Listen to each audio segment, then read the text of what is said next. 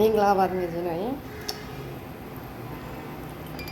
ဒီနေ့ကော်ဖီနဲ့ချီယာစီးဖြတ်တော့ကော်ဖီလေးနဲ့ဖြတ်တော့မယ်နော်မလုပ်ချထားပါကော်ဖီလေးနဲ့ဖြတ်တော့မယ်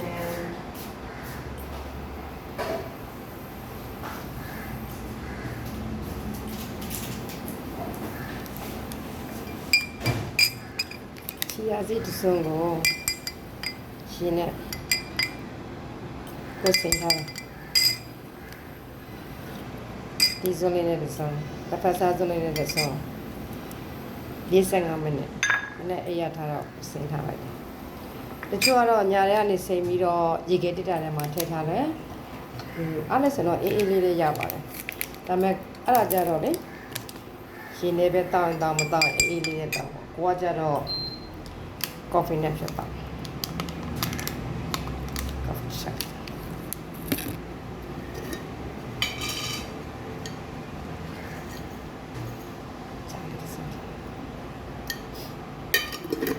နော်နော်လေးနဲ့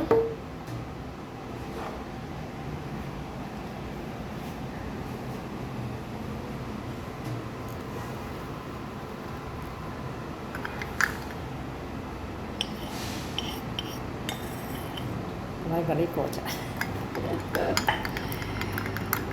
ဟုတ်ပါပြီကြည့်တော့ဝတ်နော်ဒီဝိုင်းနည်းနည်းလေးခဏလေးပဲနည်းနည်းလေးနေလိုက်ခဏပဲရနော်ကွာအကုန်မထည့်တဝက်လောက်ပဲထည့်ပြီးပေါ့အဲ့ဆိုရင်သူကဆရာမပြောတော့သူက fiber မြင့်တဲ့အများကြီးပါဝင်တဲ့အတွက်ဦးလန်းချောင်းကိုတန်ရှင်းပေးတယ်ပြီးတော့ weight ချခြင်းတဲ့သူပေါ့အစီချခြင်းတဲ့သူလည်းဒါကိုတောက်ကြတယ်ကိုကတော့ဦးလန်းချောင်းအတွက်ချမ်းသာရေးအတွက်တောက်တာပါဒါပေမဲ့weight ချစီတယ်လို့ဆရာမပြောတဲ့အတွက်တော့နေ့တိုင်းတော့ကိုမတောက်ပါဘူးဒီဘက်မှာတစ်ခါအဲ့ဒါတော့ပဲကိုတောက်ပါတယ်ကိုပေါ်လာလည်းကျမ်းမာရေးလည်းတော့ကိုကြည့်ပြီးတောက်ကြပါတော့โอเคလိုက်ပါအောင်ကျန်လာလိုက်ပါ